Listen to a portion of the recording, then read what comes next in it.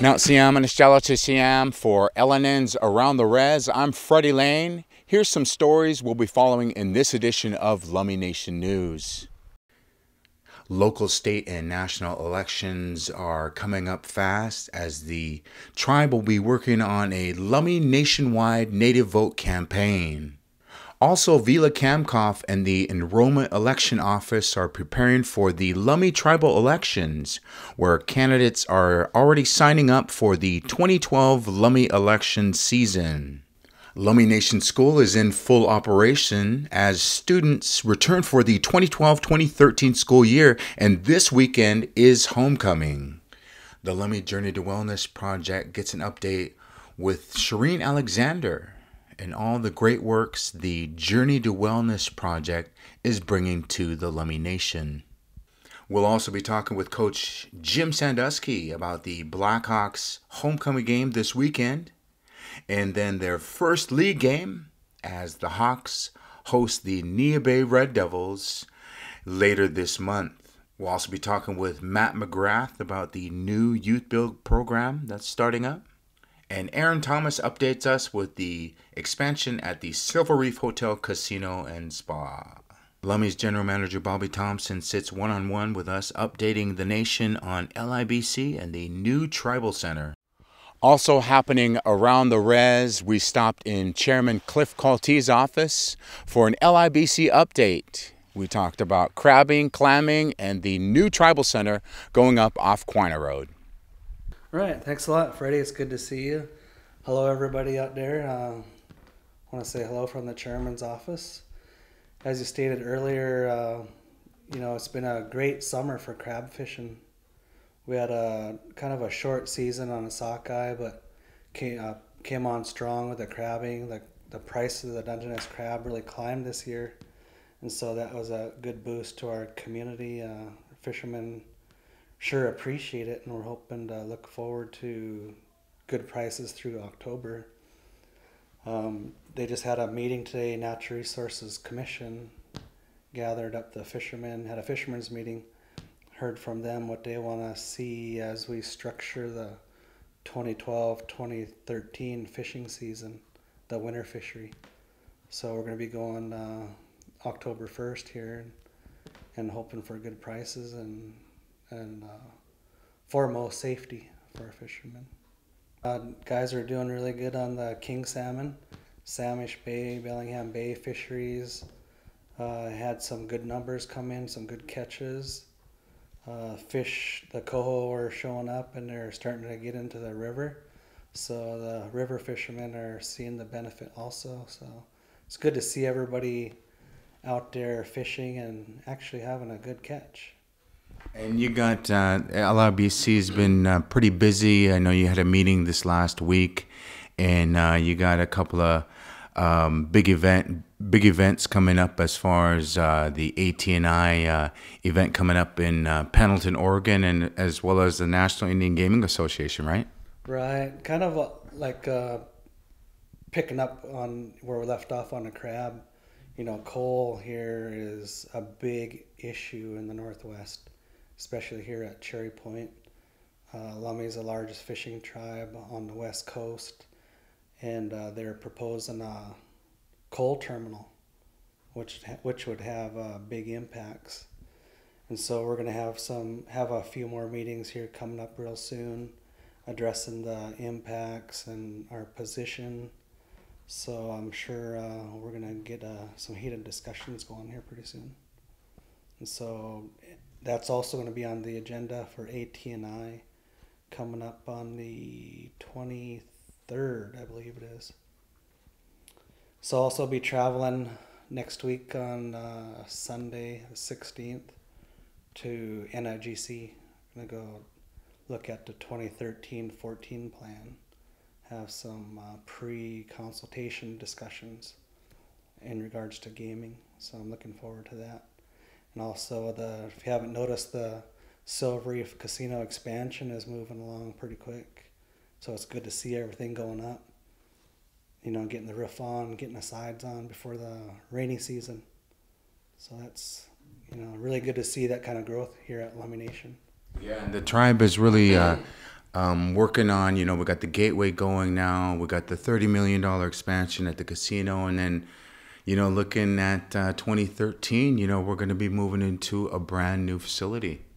Right. That's also coming along really good. I know the employees are going to be really happy come next spring when they start moving, transitioning over to their new offices and new departments. That's something that's been needed here for a long time, and it's a good investment for the future. But also, this over the last week they had the Democratic National Convention.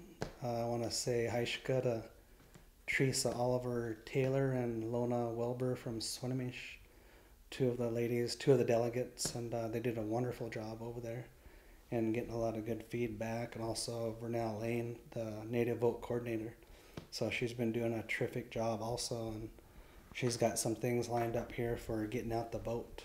So keep your eyes open for those dates. We'll make sure that we get that out on flyers and on Facebook and getting that out so everybody's aware of those dates, important dates. We got the national elections coming up. I'm sure that you guys were watching the debates over the last few weeks, and so you gotta make sure that you're registered. So, and then of course we got our home team, which we have homecoming this weekend, and the Blackhawks, and seeing everyone on that brand new field is great. Right, I had the opportunity to go see the first home game, and that was it was a real honor to be there, to watch everyone, our community members, our parents, proud parents, and the players and the cheerleaders. Everybody was just really upbeat. This is a great opportunity for the Lummi Blackhawks, and that if you haven't had a chance yet, I'd encourage you to stop by and take a look at the field, or visit, come to one of the games. And so I'd like to invite you guys, or encourage you guys, to try to make one of those. If you do, please have safe travels. Yeah. Just want to acknowledge the parents and the grandparents and the wonderful job that they do with their kids. And I know that the kids are back in school again, and getting the routines back down is sometimes challenging, but just really pushing and working hard on achieving good grades and good attendance is very important. So I just want to wish everybody the best of luck, and stay safe, and look forward to seeing you soon. And the Lummi Nation election season is currently underway, with petitions becoming available for candidates wishing to run for the Lummi Indian Business Council. Vila Kamkoff, the director of the enrollment office, spoke with us earlier about important dates coming up with the Lummi Nation elections. And other news happening around the Rez, LNN is here with Vila Kamkoff. She's the director of the Lummi Enrollment and Elections Office here at LIBC. Vila, it's another 2012 election season, not only on the national front, but here at Lummi Nation as well. Hi, Lummi Nation. Once again, here I am. A couple years since I've addressed you before. We do have 2012 LIBC election coming up. There, if you find your school qual, you can find all the dates that are very pertinent to this election. We do have a general council meeting set up so that we can get some certifying committee members appointed by the general council, and hopefully we can keep that number to a minimum of 3 people, your favorite people, and that you want to represent you as the eyes of the nation during the election for our committees there. It also has the names of the contacts. You have any questions, please give us a call. Again, all the dates. Registration is open for the primary up until October 5th. Register for the primary, although registration still stays open for the general up until the 23rd of October. And who are some of the candidates, and what positions? Well, the positions are E, F, and G, currently being held by Clifford Colty, Cheryl Kinley Sanders and Levi Jefferson. We've had 2 people come in and actually sign up for position E. That would be Cliffy and Sherry Lee so far, although it remains open until September 28th, which is Friday. At 4:30 is the deadline for that. Also, in your squawk call is a list of all registered voters. If you don't find a name on there, come in and do registration. We will actually be attending the breakfast. I think it's on the 30th, community breakfast. We'll have a table there. We'll have a list of those who are registered, and if you're not, we will get you registered on that day. But the office is open every day, Monday through Friday.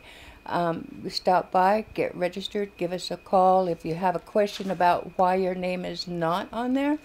And the phone numbers are also listed in the squawk call. But if you don't get the squawk call, it is 384-2237. And other things, anything and everything you need is right here. Thank you very much. Thank you, Vila. So again, the specific dates that you want to be aware of is definitely, we are open for petitions, opened yesterday, and it closes September 28th. And that's for any candidate to sign up, anyone to sign up, right? Anybody can sign up as long as you've been a resident for 1 year within Whatcom County. There are 2 positions that are for on only. There's 1 position that is for those who might live in Whatcom County, on or off is what it's called, and that is position G, the one that is being currently held by Levi Jefferson. So you live in Bellingham, Ferndale, whatever, you can still register to vote. So then on September 15th, we'll definitely get these, the registered voters posted in several areas of the reservation, but right now you can find that in the squawk call. On the again, the 28th is a closing day deadline to become a candidate.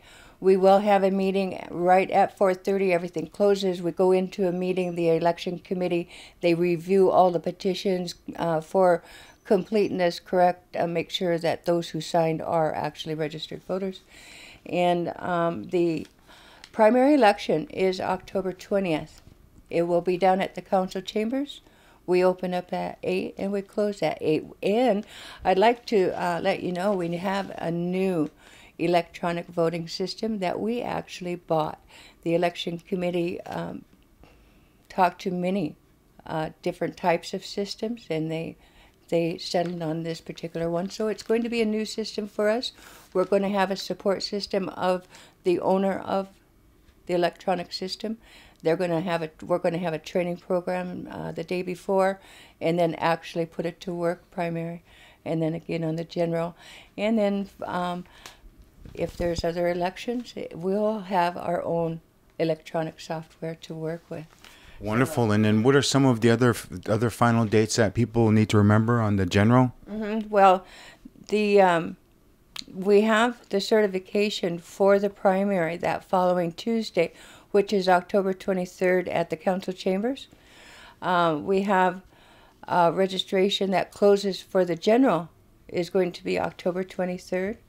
The general election itself is November 3rd, and then we certify that election at a council meeting on November 6th, which is also get back to the certifying committee. If you're there, you get nominated and you get appointed to work with the election committee. That is going to be at the Silver Reef, and that will be the 3rd of October. Dinner will be provided. For those who are chosen, I do hold a training for them of Title 29 on the 4th, the next day. Now remember, you have to stop by the enrollment office to get registered to vote. Thanks to Vila and all the enrollment and certifying committee for all their hard work they do for the nation to provide us our constitutional rights. Now on the local, state, and national front, Vernell Lane is spearheading the Native Vote campaign here at Lummi Nation. She'll be working closely with local officials, including Teresa Taylor Oliver, who recently traveled to the Democratic National Convention. Hi, my name is Vernell Lane. I'm the Native Vote Coordinator for the Lummi Nation. My job is to plan, develop, and execute a Native vote campaign. What that means is my job is to get the Native vote out here at Lummi Nation. So one of the things that we're trying to do is we're working with a lot of Native youth right now. As you know, or may not know, Lummi Nation has approximately 55% of our population is between the ages of 18 and 25. So we're really trying to get the 18-year-olds registered to vote. You could contact our office at the tribal office, the Native Vote office, if you want to register. Also, if you're a convicted felon, they have changed the legislature recently, a few years ago. If you are no longer under the Department of Corrections control, you may register. Even if you owe money, you can register. If you have any other questions also, please feel free to call our office. One important thing that's going to happen in September is September 24th to the 28th, we're having our Rock the Vote Native Youth Week. And we're going to be focusing on getting our 18-year-olds on up registered to vote at the Lummi Nation School, at Lummi Youth Academy, as well as Northwest Indian College. On October 25th at the Silver Reef Casino at 5 p.m. we are hosting a Lummi ballot party. We're inviting all tribal community members to come to bring their ballots, to meet the candidates, to ask questions, as well as complete their ballots and put it in our drop box. There's going to be fabulous door prizes, a dinner, and many special guests. We're also happy and excited to share the good news about one of our tribal members here, Teresa Taylor Oliver, Lummi tribal member who was elected as a delegate at our local precinct. And she then went on to the county convention in Whatcom County and won a position and went to the 1st Congressional District, which covers King County, Snohomish County, and Skagit County. And Whatcom County. And as well as Whatcom County. And she will be representing our state of Washington as well as Lummi Nation. Right now, we just had a conference call a week ago. We talked about all the events that we'll be covering. There's a lot of events. Every single day there's so many events that we have to go down to our hotel lobby where the Washington State Democratic Party will put together an agenda for us. We have to receive our credentials because you have to have certain credentials in order to get into certain meetings. We'll be having pre-meetings to discuss issues on the national platform. Vernell, thank you. She provided me a position paper from the Lummi Nation, so when I sit with the Native American Caucus group, I have the Lummi Nation's position on the issues that they represent. We'll also be sitting on caucuses covering gay and lesbian issues, women's rights issues, education, healthcare, across the board. Those issues will all be present in front of the entire body of the United States national delegates. We get to vote on those issues. We also get to nominate our President Barack Obama and our Vice President Joe Biden. It's pretty exciting. We'll be posting frequent updates on both Facebook and Twitter. So you can follow me, Teresa Taylor Oliver, friend me on Facebook, watch my tweets, follow the DNC website. They'll have all the calendars, follow the TV. Watch for me wearing the cedar hat. I'll be wearing Aunt Fran's hat that she made for me down on the convention floor when Barack Obama makes his speech. It starts September 1st through the 9th, the first night that we get there. Our hotel was sponsored by Microsoft and AT&T. They'll be having a welcoming reception so that we can all be introduced to one another. We have 10 tribal members from Washington State, which is the largest amount of Native American delegation that Washington State has ever seen, and we're hoping in 4 more years we're going to double that number. We want to get tribal members involved in what's going on state issues and more on national issues. But to list a few, Sion from Colville, Joe from Makah, Matt Tenasket from Yakima, Chris Roberts, He's from Choctaw, but he lives in Washington State. I'd like to thank the Lummi Nation for helping me with their financial contribution in my travel. And again, I want to emphasize to all the community members and family members, 18-year-olds, to please register to vote. Your vote counts.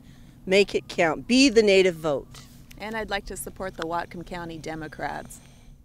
In other news happening around the Rez, it's been pretty busy with construction at the casino and at the new Tribal Center, where we caught up with General Manager Bobby Thompson for this LIBC update. Since February, we started talking about some of the initiative that needs to happen and so on. And of course, Tribal's office building was already in the making, and so I know we have created a transition team, administrative transition team, to help put together some information about some of the infrastructures that we're going to be concerned with, and the groups are working on, with the help of the cultural department people and the planning department, and we make communication with the LIBC group to participate and help and make some decisions on what design is going to look like as far as the window etching, and so forth. So, and in addition to that, we have done some additional work in areas of health reform activity and health improvement process, and our office had taken the initiative to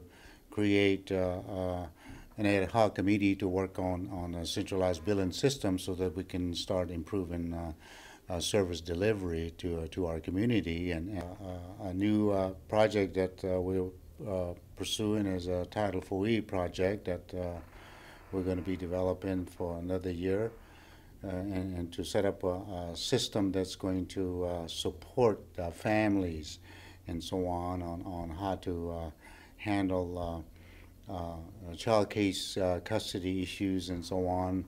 Instead of the state of Washington managing the cases under the Title IV program, we are moving toward allowing the Lummi Nation to manage everything. So I think there's been some concerns about that particular issue in terms of whether or not the dollars are being used for the best purposes and so on. I know Title 28 is in place, we know that, but I think the management portion of it is the one that we need to improve. So there's going to be all kinds of different discussion about what this concept is about. But I think as we train the people to move forward and recognizing that we got to do better in terms of using the dollars that are being generated by the casino, and use it more efficiently and more effectively for the community. And the other area that we were looking at is behavioral health department, where we are trying to improve service delivery model that's going to expand.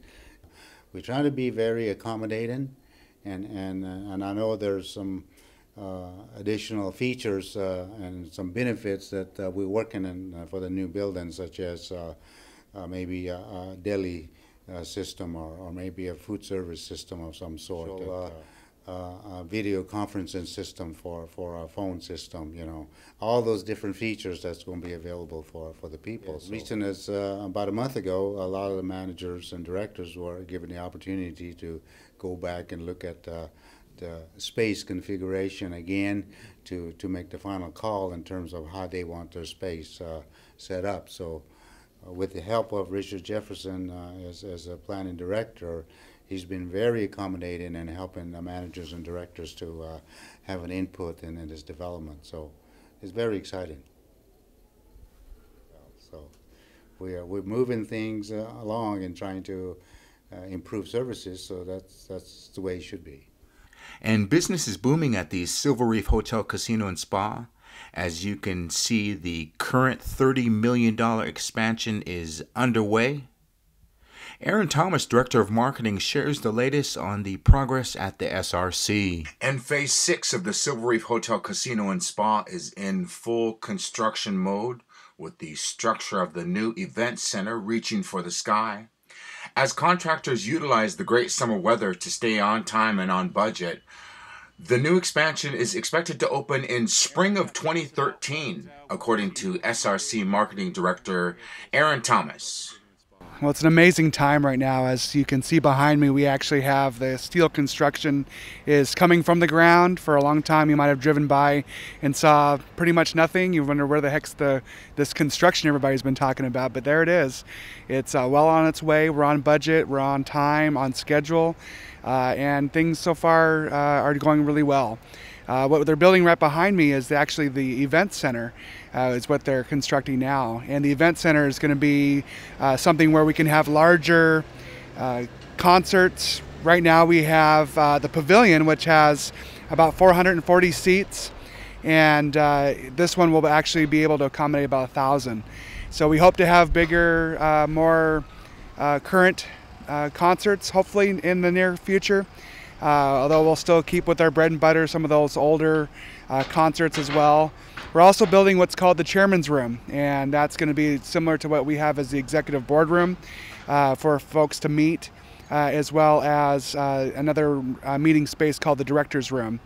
We're also building the theater, which a lot of people are excited that we're actually putting movies in those theaters, but really what it's really designed to do is to allow folks like Boeing to come along if they want to do a presentation for their stakeholders.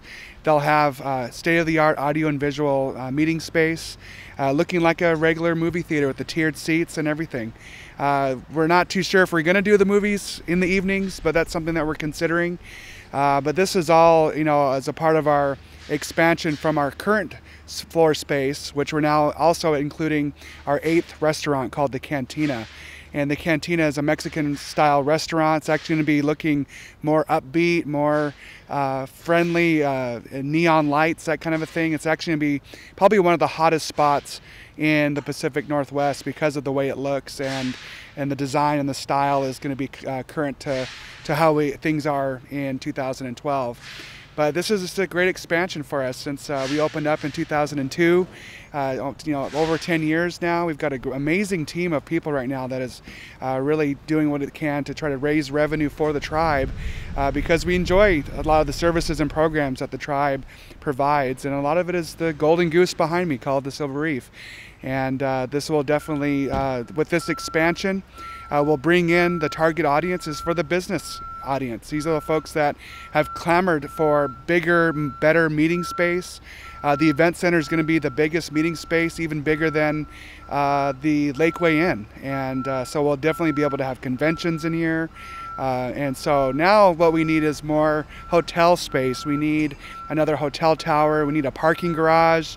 I think at that point, if we do have a parking garage, we might be able to do valet service at that point, because we won't be taking up parking spots right now, if we do it right now. So we do need, I have a lot of need.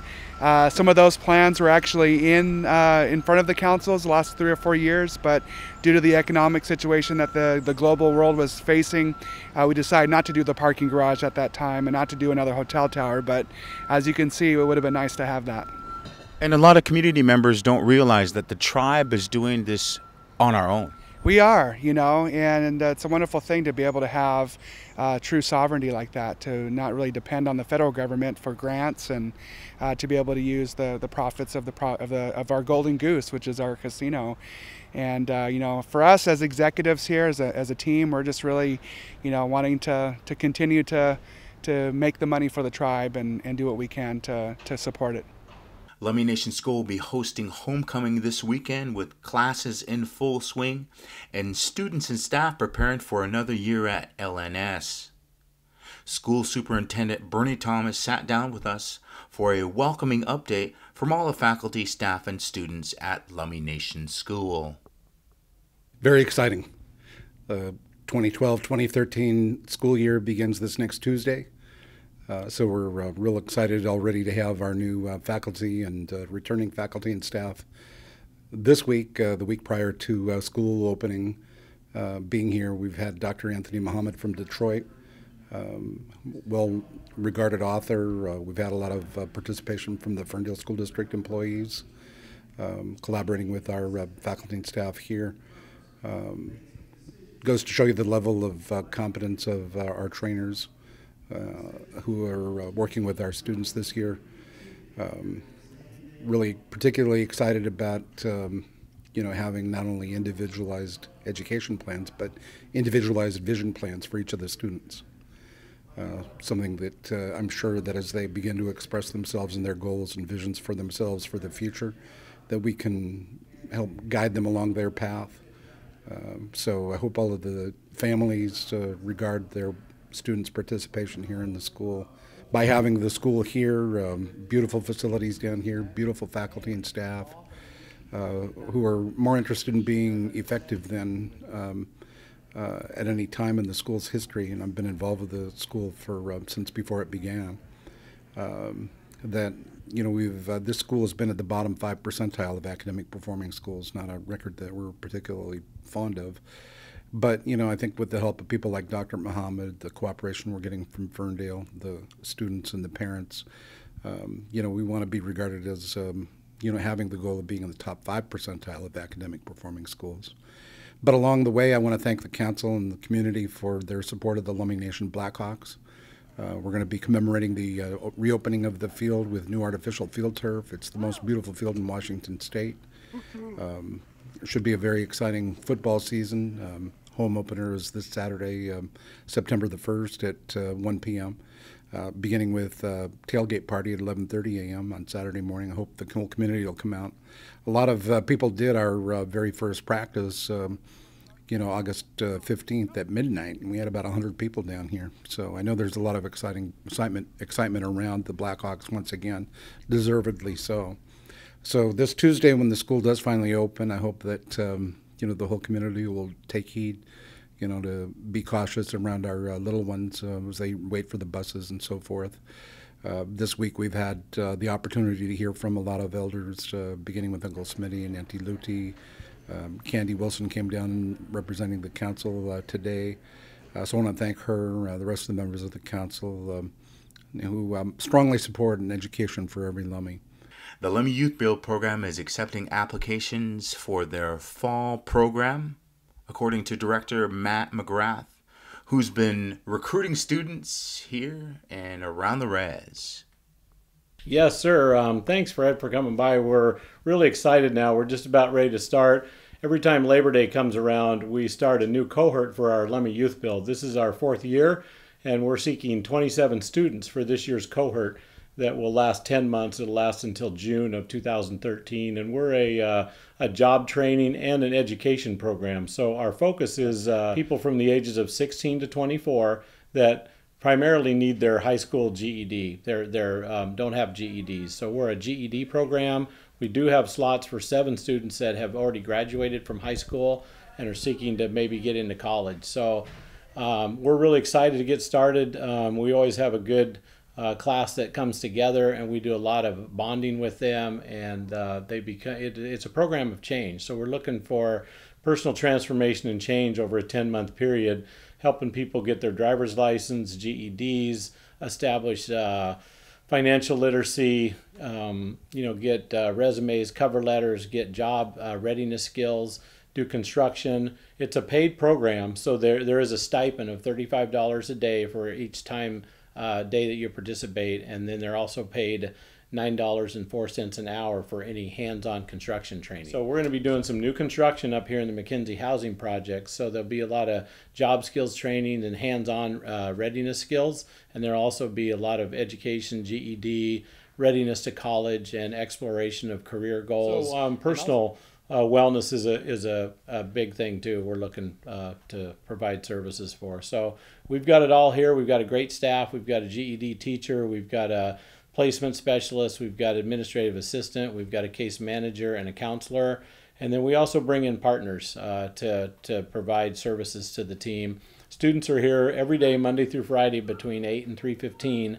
And on Fridays, they do a community learning project where they're out in the community giving back. So, it's a great program. We've had great success. Our last group, we had 34 applicants, and we graduated 21 of those applicants at the end, and 17 of those people got their GEDs. So it's a nice structured, nurturing program to help people, get some career goals together and get paid. You get paid every 2 weeks and help people. It's a a helping hand, a hand up. Tonight we're having an orientation dinner. It's Thursday, August 30th, and we're having an orientation dinner at 5.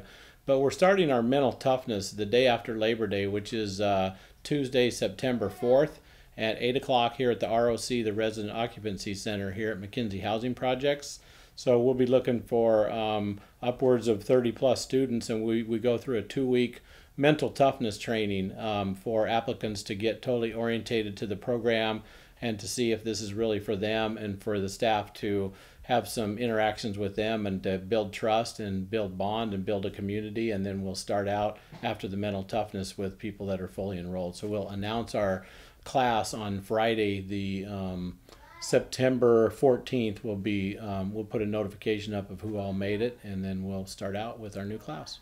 Good day, Lummi Nation. My name is Shireen Alexander, and I'm the Project Development Specialist at Restorative Justice Department, along with my coworker, Ralph Jefferson, who is the Director. I'm here to share a little bit about the Journey to Wellness efforts that we are a part of. We've been directed by Lummi Indian Business Council to assist with facilitation of the Journey to Wellness Task Force. A little bit about Restorative Justice is that we're involved in a couple of different projects and tasks, directives by LIB, Lummi Indian Business Council.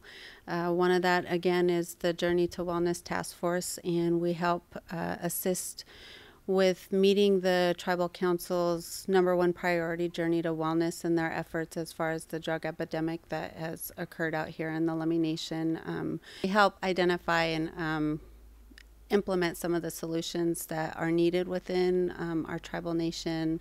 Some of the current tasks is with the criminal code, that Title V that was recently voted no on in General Council, helping identify what are some of the changes that need to be identified in the tribal code so that it's more effective and efficient and is meeting the General Council's needs. Community, we want to help with the healing efforts. That Journey to Wellness is really after what Lummi Indian Business Council's priority as far as healing, and recognizing that we're here to offer and some of the efforts that we offer aside from the child support program that are there for our children and help ensuring that parents are held accountable financially for their children, but also the court liaison program as well as the juvenile justice program. Those are actually program services that have been developed to assist our people who are continuing to be stuck within the court. And that was actually a response from the General Counsel, who made the request to Law and Justice Commission to have somebody available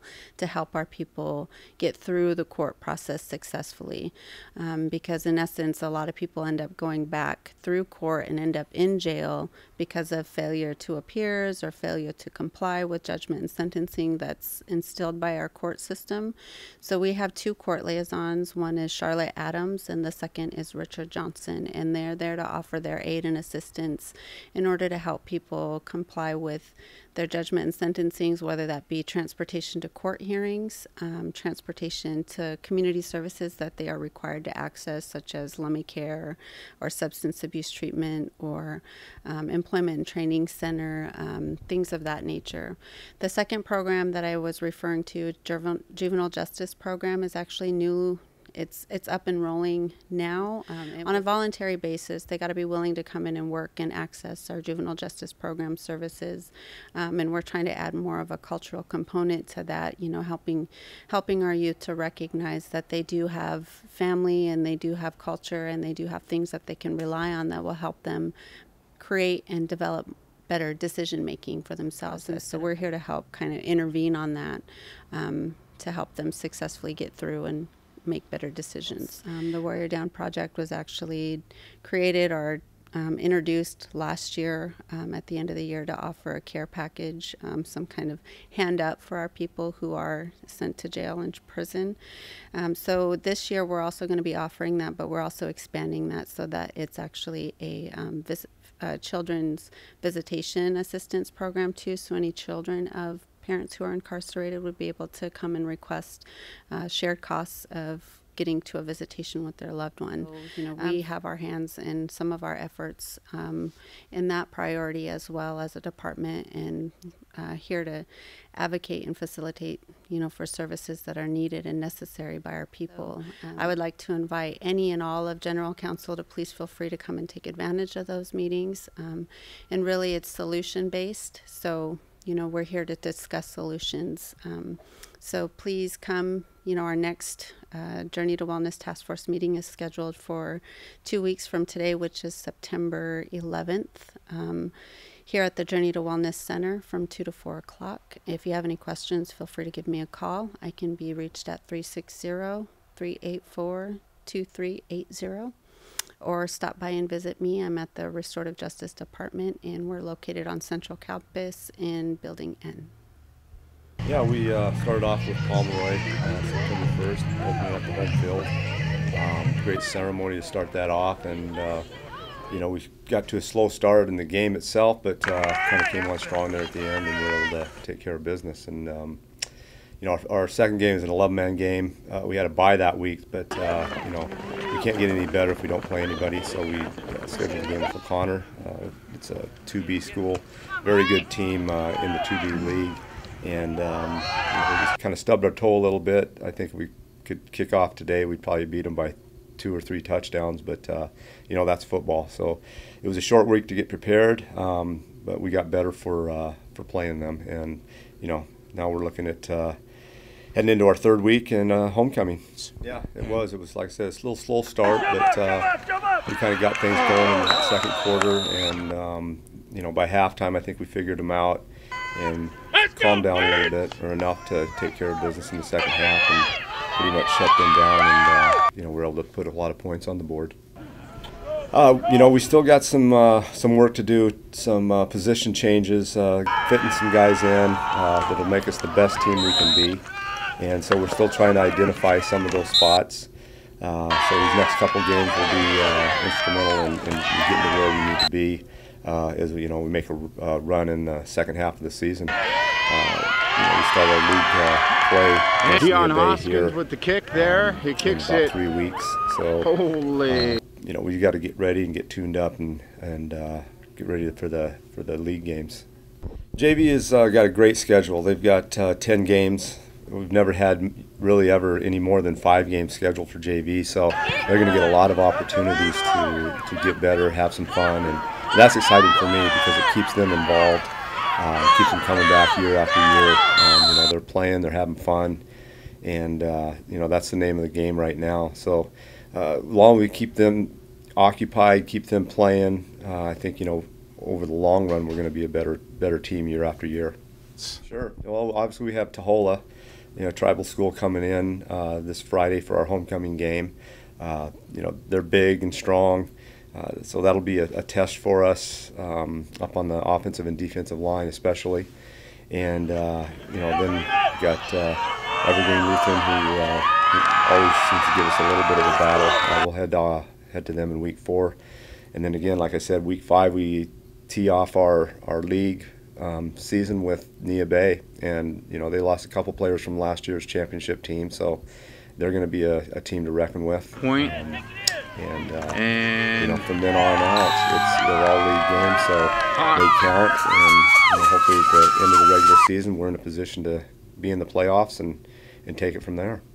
Well, obviously the more people we have out, the more support we feel like we have, and the better the players play. That first game was exciting. It seemed like we filled the whole stands, and it wasn't a case of the opponents bringing a lot of people because they came from almost Walla Walla, so they only had maybe a dozen people there. So the fans that were there were Lummi fans, and we're really excited, and we had people all over, and the kids recognized that.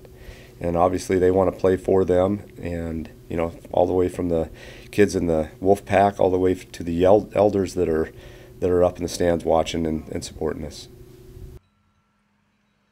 And Phase 6 of the Silver Reef Hotel Casino and Spa is in full construction mode, with the structure of the new event center reaching for the sky. As contractors utilize the great summer weather to stay on time and on budget, The new expansion is expected to open in spring of 2013, according to SRC Marketing Director Aaron Thomas. Well, it's an amazing time right now. As you can see behind me, we actually have the steel construction is coming from the ground. For a long time, you might have driven by and saw pretty much nothing. You wonder where the heck's this construction everybody's been talking about, but there it is. It's well on its way. We're on budget, we're on time, on schedule, and things so far are going really well. What they're building right behind me is actually the event center. Is what they're constructing now, and the event center is going to be something where we can have larger concerts. Right now we have the pavilion, which has about 440 seats, and this one will actually be able to accommodate about 1,000. So we hope to have bigger, more current concerts, hopefully in the near future. Although we'll still keep with our bread and butter some of those older concerts as well. We're also building what's called the chairman's room, and that's going to be similar to what we have as the executive boardroom for folks to meet, as well as another meeting space called the director's room. We're also building the theater, which a lot of people are excited that we're actually putting movies in those theaters, but really what it's really designed to do is to allow folks like Boeing to come along if they want to do a presentation for their stakeholders. They'll have state-of-the-art audio and visual meeting space, looking like a regular movie theater with the tiered seats and everything. We're not too sure if we're going to do the movies in the evenings, but that's something that we're considering. But this is all, as a part of our expansion from our current floor space, which we're now also including our 8th restaurant called the Cantina. And the Cantina is a Mexican-style restaurant. It's actually going to be looking more upbeat, more friendly, neon lights, that kind of a thing. It's actually going to be probably one of the hottest spots in the Pacific Northwest because of the way it looks, and the design and the style is going to be current to how things are in 2012. But this is just a great expansion for us since we opened up in 2002.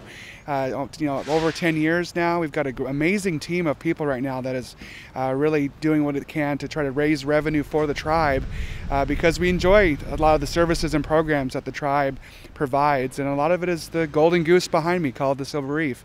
And this will definitely, with this expansion, will bring in the target audiences for the business audience. These are the folks that have clamored for bigger, better meeting space. The event center is going to be the biggest meeting space, even bigger than the Lakeway Inn. And so we'll definitely be able to have conventions in here. And so now what we need is more hotel space. We need another hotel tower. We need a parking garage. I think at that point, if we do have a parking garage, we might be able to do valet service at that point, because we won't be taking up parking spots right now, if we do it right now. So we do need, I have a lot of need. Some of those plans were actually in front of the councils the last 3 or 4 years, but due to the economic situation that the global world was facing, we decided not to do the parking garage at that time and not to do another hotel tower. But as you can see, it would have been nice to have that.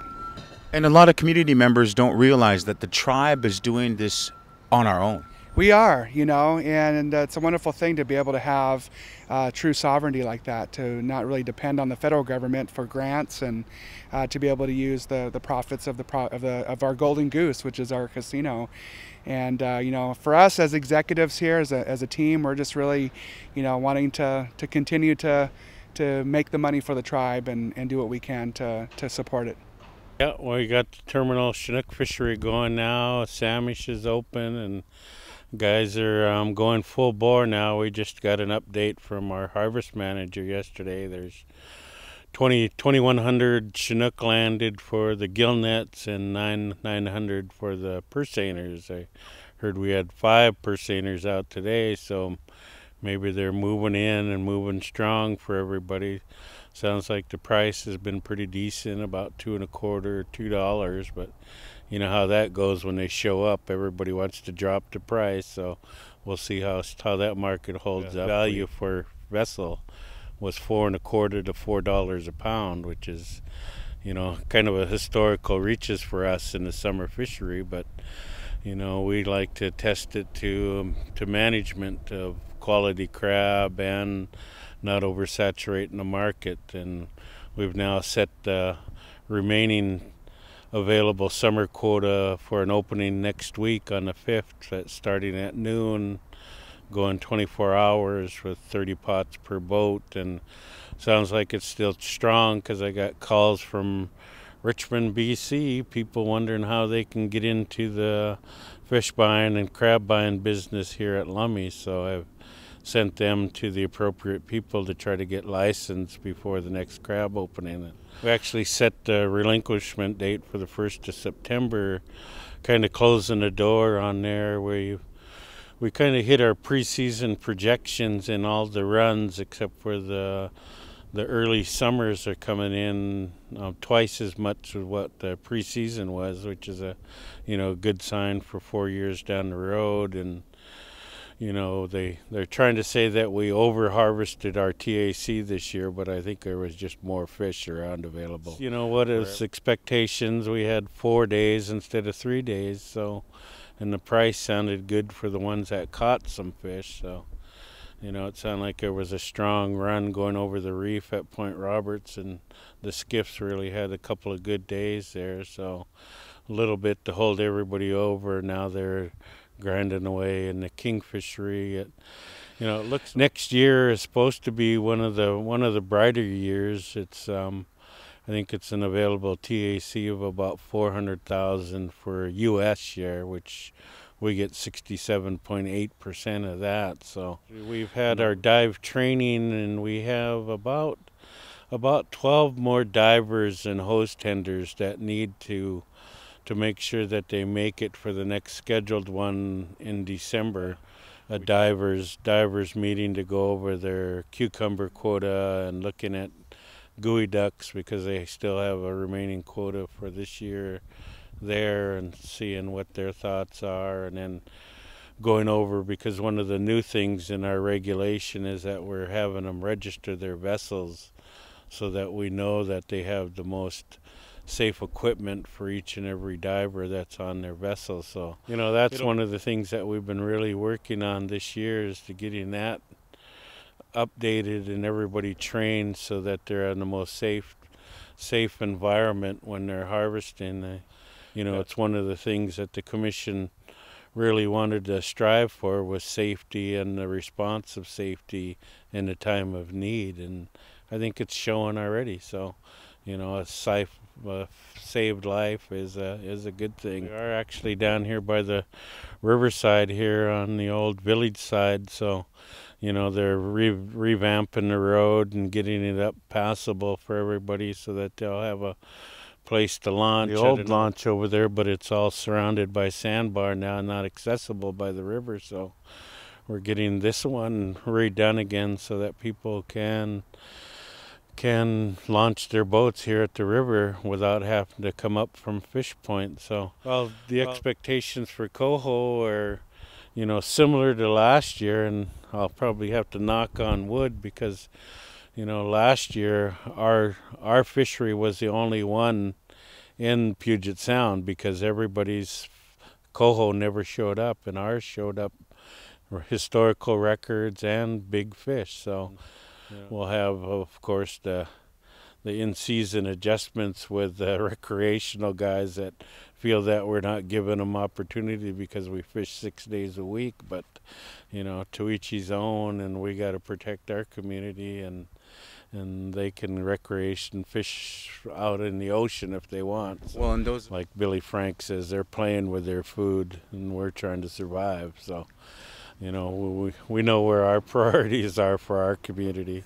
One other thing is that we have an issue in Portage Bay with a new kind of shellfish tactic that we've closed the beaches down now, and we're trying to find out what's causing it and where it's from, so that we can be more aware of when it will happen again. We're working with the Department of Health to getting samples. They're sending them to the East Coast laboratories that have a lot more history with this type of tactic. So we'll try to keep everybody updated. I know they sent out the alerts via text messages and on the internet as best they could. So ballast waste has been a big issue, that the commission's taken very seriously, and we work with it mostly through the primary or the Northwest Indian Fish Commission, but also with the Puget Sound Partnership. And cruise ship traffic into Seattle is increased dramatically. There's a lot more, so we're at that risk. And then with the attempt to try to develop Cherry Point as well could add on to that. So the commission's always been very adamant that there's no development at Cherry Point. So that'll be part of our stance. And also there is a part of the requirements of the EIS, a vessel study that I think has started right now, and they'll be here at Lummi on September 19th to kind of get a Lummi 101 and our interpretation of what vessel traffic really means to our community. So we'll keep everybody updated on that one as it transpires as well. Well, currently right now, if you haven't been up McKinsey, we have a gymnasium going up there right now. It's a 7,000 square foot gymnasium, and it's going to be for the community. And it's all grant funded. We got it through HUD, through the Indian Community Block Grant. And we're anticipating it to be constructed and done by November. So hopefully in time for the basketball season, we'll hope to have a lot of youngsters out there using our gymnasium. And so that's currently going on right now. And then what's going to start happening next is we're going to be constructing 16 homes up at McKinsey. And we do have the designs down here at the office for you guys to look at, take a look and see if you guys are interested. And the contact person for those homes are Christy James and Sandy Finkbonner. So, and if you guys aren't aware of how McKinsey is, I'd like to show you over here. This is the bottom of McKinsey, and the entrance into these lots that we've developed over the last several years is Red Wing Court. So if you cruise up into McKinsey and you want to check out these lots, it's going to be barricaded right now, but come here the fall, you'll be able to get in here and take a look at it. But right now, these 16 lots are it's going to be developed, and we're going to start the foundations in November. And we're just now finalizing the plans with the architect. They're going to be anywhere from 14 to 2,000 square feet homes, carported, double car garages, really nice, pretty much full handicapped accessibility with all the rooms, large doors. It's kind of what the community wanted out of our main meeting is they wanted bigger doors, so people can get in and out of there, and they're going to be all handicapped accessible for our tribal members to grow in and have hopefully a long life in those homes. This is just one feature, where you have your double garage, and you got your big living room space, huge bathrooms, and so there's actually 4 plans to choose from. And like I said, the contact person, if you're interested in applying for one of these homes, contact is Christy and Sandy Finkbonner. So come by and get your application in for opportunity to get into one of these homes up at McKinsey. And then apartments. I think you guys are all aware that these apartments are here. There's 72 apartments, and we actually were able to get some 4 extra acres from the Northwest Indian College, and it's going to go towards the college. And this is our future phase, which we actually got the funding for the infrastructure, and the infrastructure will be going in either later this fall or early spring. And we're going to come right behind them with another set of 66 apartments because our waiting list has grown back up to the capacity that it was before.